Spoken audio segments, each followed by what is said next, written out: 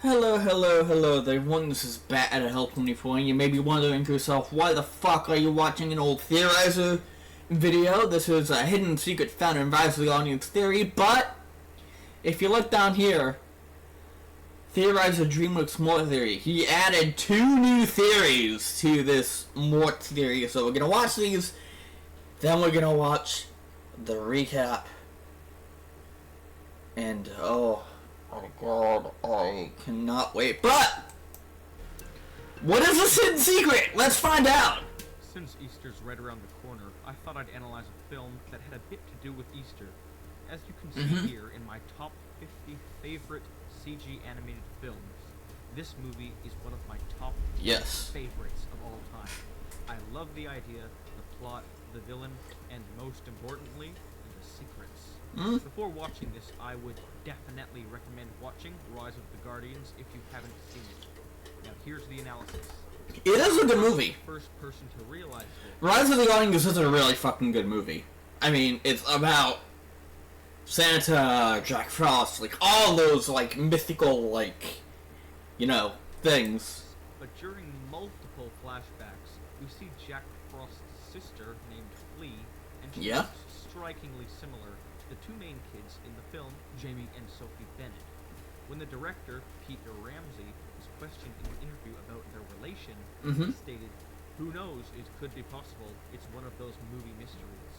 So, if anything, these kids would be the descendants of Jack Frost's sister. So, as usual, I'm going to genetically, analytically, and deeply study the inner workings of this movie to see if the director was legit or just messing around. Okay. Step 1, genetics.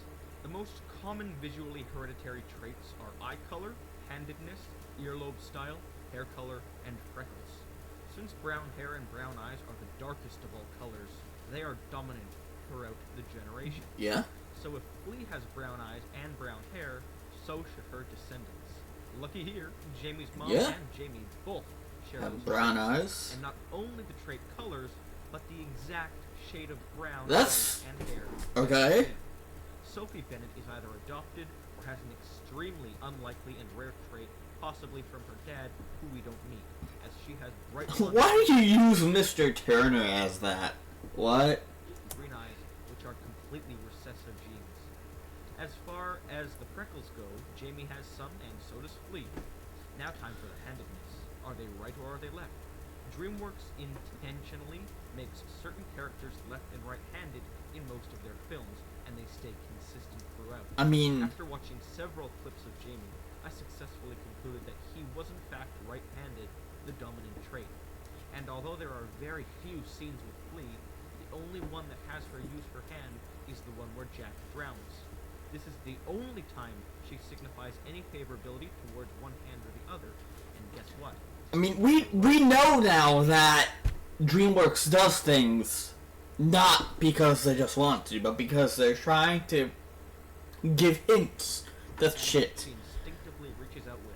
No coincidence, it is proof. Finally, her earlobes. Jamie's are attached, the rare trait, so Flea must have attached for this aspect to follow through as accurate evidence. It's extremely difficult to see, as her hair is always in the way, but if Jack's earlobes too are attached, then this family follows the rare earlobe trait, meaning it's likely hers are attached as well. So it's now official that the genes 100% match up. Step 2, further plot analysis. Jack Frost has a significant bond with Jamie, and can't be beaten, kind of similarly to the one he had with his sister. And the same town is used throughout the entirety of the movie, and this shows consistency throughout the generations. Other than these bits of evidence, though, I haven't found much more, but what I've already got is plenty.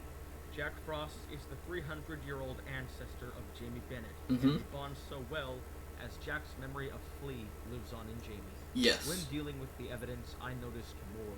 I'm going to look into the history between the moon and the Booty Man, and try to deduce an answer to that, and also what the moon represents. The relationship between Jack and Pitch Black is extremely mysterious, and I feel very eager to get into it later. However, until next time, Later meaning part 26 of the Mort Theory, because I assume that's where this is going. I assume that's what this is going. We're getting to part 26 here. We're getting close. Ooh-hoo-hoo-hoo.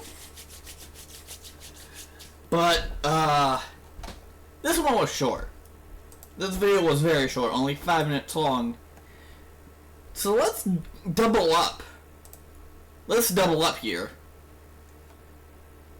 With the revised theory of Kung Fu Panda. Panda is a really wonderful series. It's Yes. one of DreamWorks' best work. Of Dare course. I say it is their dream work, and I've had some fun cracking it in the past year and a half. Yeah. I started by making my Oogway theory, which is what I am revising today. Then after I got my microphone, I made another video, which was honestly crappy and subpar, but I was still getting used to the whole microphone setup, and I prioritized that, unfortunately. But because my Oogway theory had some worth to it, I figured I'd revise that one. Okay. For those of you who don't know, when I say revise, I mean I'm taking one of my older videos and warping what I originally came up with, making it much more improved. Usually the revision ends up being much different from the original, so I'm hyped to get into this. And which is why I'm gonna be watching this one instead of his original Oogway theory, because one, it's a revised theory, and two, it's in the playlist for a reason. So, I mean, it's in the playlist for a reason. So of course I'm gonna watch it. Hello, I'm the Theorizer. Hello. I'm preparing to mass upload a Yes. ton of videos at once. And Yeah. this will be one of them. So what I'll be doing today is altering my first Kung Fu Panda theory. Okay. In this theory, I discussed how certain things in the movies weren't very logical, and I explained how they could be logical and how it totally changes the story.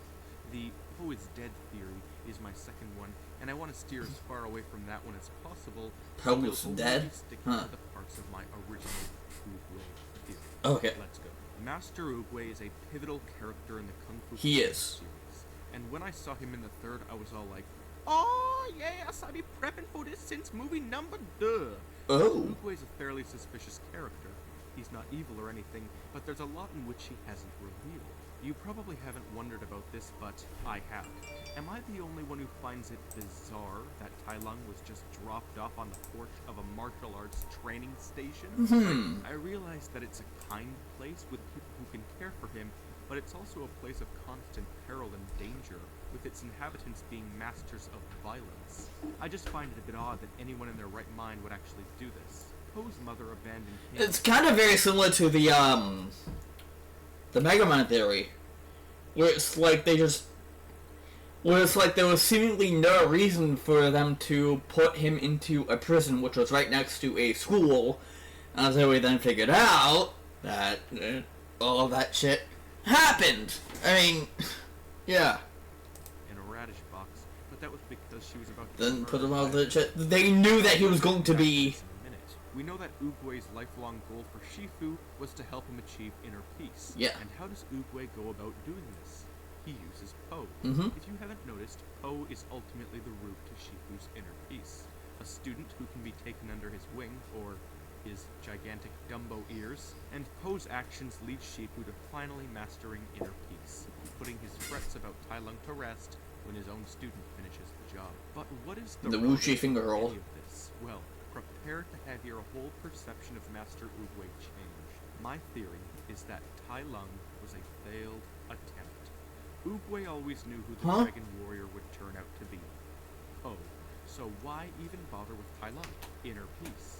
A baby snow leopard at the front. Yeah, because I was gonna say that it seemed like it was a random thing for Poe to just fall right in front of Master Shifu when he pointed at the Dragon Warrior. But I mean, it's kind of obvious that Poe was supposed to be the original Dragon Warrior. So, I mean, can't really argue with that if Master Shifu wants someone to be the Dragon Warrior, you know. It's their thing, you know. What seemed random was actually decided by Shifu himself, and he knew what he was pointing at. So, you know, Door of a martial arts. it makes sense. Old Oogway pushing his student to his potential. Oogway put the baby at the door. Yes. Sounds a bit far-fetched. Let me explain a little more. Right Wait, what? there, right when Shifu opens the door to Okay. get there. And this is exactly the kind of thing Oogway would do. A child. Raising a child is a route to inner peace, becoming Yeah, I was gonna say, Uwe wanted to help Shifu, so it's like, oh, why don't we just, hey, give him a kid to train so that he can achieve inner peace, changes Shifu, but Tai Lung turns sour and undoes all the peace Shifu gained from raising him. As we see, this affects Yeah? Shifu in detrimental ways. He can't even hurt Tai Lung. Oh. In Dreamworks' rendition of China, you can openly adopt and That's why he was so bent on making Poe the Dragon Warrior.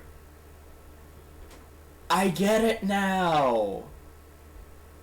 Tai Lung was originally supposed to be Shifu's way of getting inner peace, but since he turned out horrible, Shifu could not get that inner peace. So he chose Poe to be the next Dragon Warrior as an attempt to get that inner peace, and it succeeded. Poe became the Dragon Warrior, Shifu achieved inner peace, and it's all good. Like, that makes total sense now. God.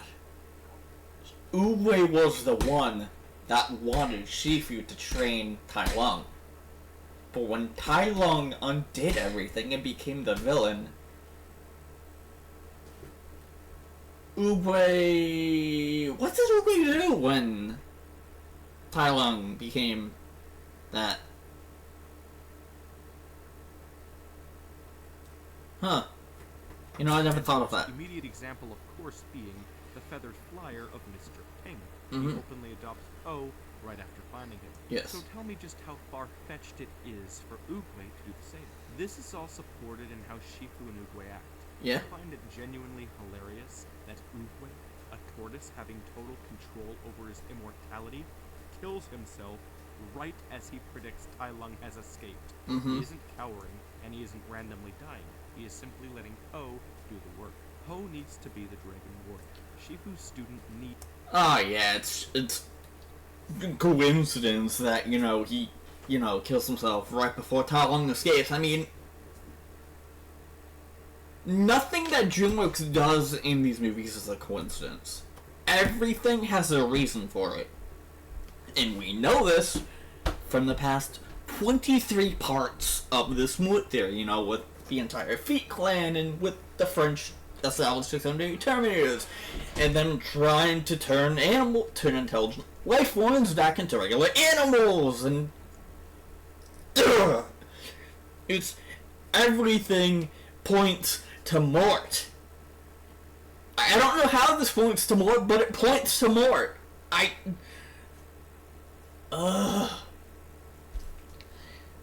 Everything points to Mort. I don't know how these two tie into this theory, but they all point to Mort somehow.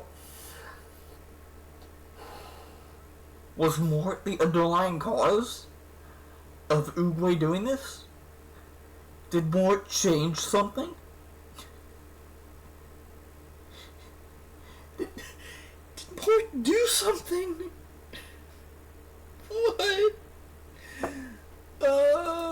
I'm already going insane, and we haven't even gotten to part 26 yet. Oh. Oogway had so desperately Tyler, the student that failed at encapsulating the image of the Dragon Warrior.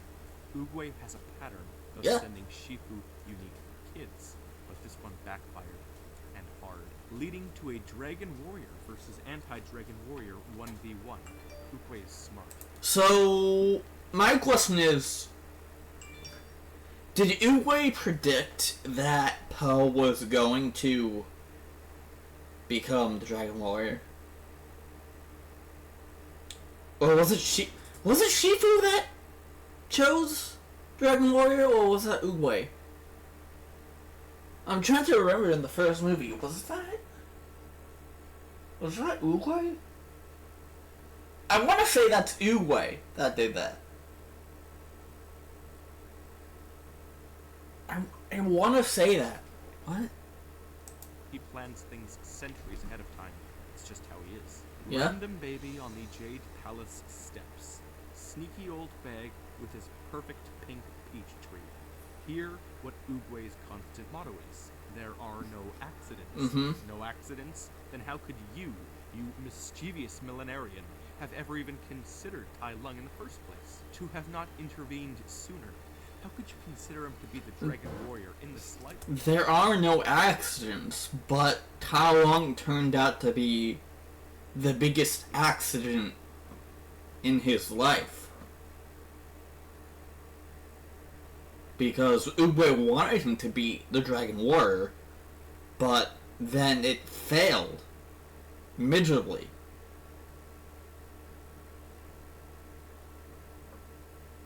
My brain is breaking. Huh? If you're so psychic, then why would you allow Shifu to train him all those years? Exactly. If you are a prophet that lacks accidents and can detect if someone is a legend or abomination just by looking at them, then why would you start all of this to begin with? The answer is really simple. Realizing the fault in Tai Lung immediately, Oogway let Shifu train him. It kept Shifu preoccupied with happiness, but simultaneously, this had him trained into the anti-Dragon Warrior. Shifu's inner peace is this reptilian reject's main priority. In his not final words, he says that Po must fulfill his destiny just as Shifu had to fulfill his. And what is Shifu's destiny? Finding inner peace. The illusion of control. Okay. Oogway speaks in elusive riddles and metaphors, and right here, he is referring to how Po will become the Dragon Warrior. He is telling Shifu that things will flow as they should, and that Shifu can't have control of every aspect. From this perspective, Tai Lung's rage is extremely justified. Yeah. He rambles on about how it was Shifu who pushed him to training until his bones cracked, and it was Shifu who filled his head with dreams of becoming the Dragon Warrior. I even translated Tai Lung into English, and it translates to Great Dragon.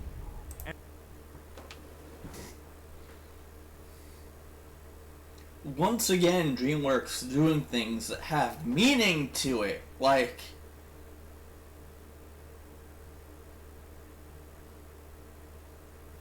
how in the fucking Shrek movie, Prince Charming does a musical to La Danse Macabre, and that in French means the dance of death. It's the French. Oh my god. Mort being German for death, right? Is that it?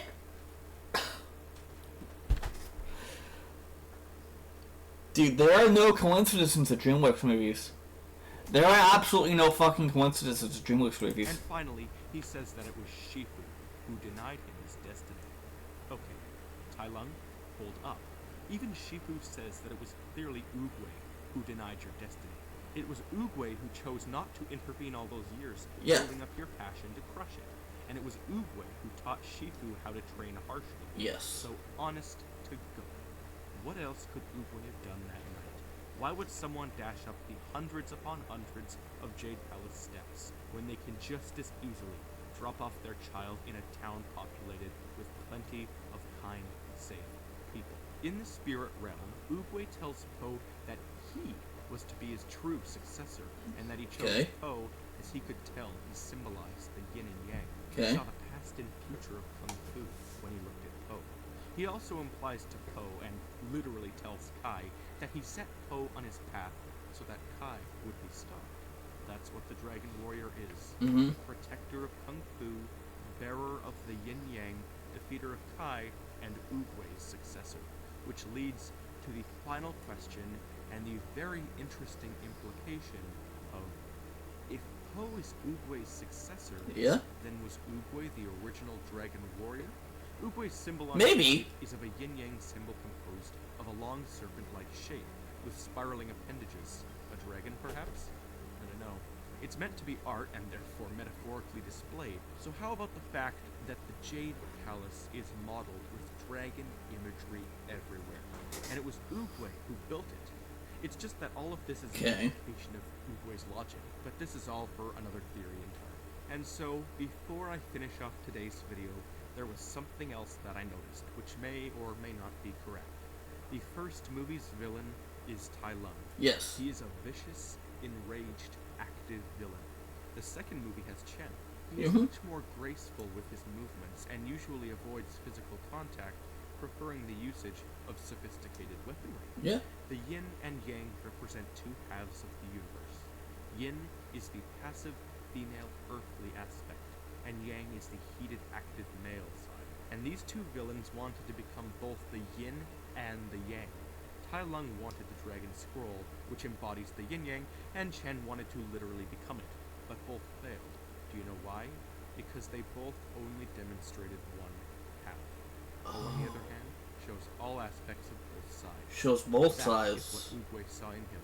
His calmness, but also his extravagance. His body shape and colors. And the third movie has Kai, who represents both halves, but he is sort of like an anti-yin-yang, demonstrating everything that it should. So that's my theory on Kung Fu Panda. Wrong or right, I still think it's a very interesting topic for discussion, and I don't want to be accused of slandering Oogway like in my last video. Regardless, these movies are my favorite DreamWorks movies. Next to, of course, a couple others, but they're definitely in my top 3 favorites. They're pretty good. Like, comment, subscribe if you haven't, and recently YouTube has been a bit broken, so click the little bell. I mean, YouTube's still and my broken. channel name, and you'll certainly be notified whenever I upload. Until next time, I'm the Theorizer.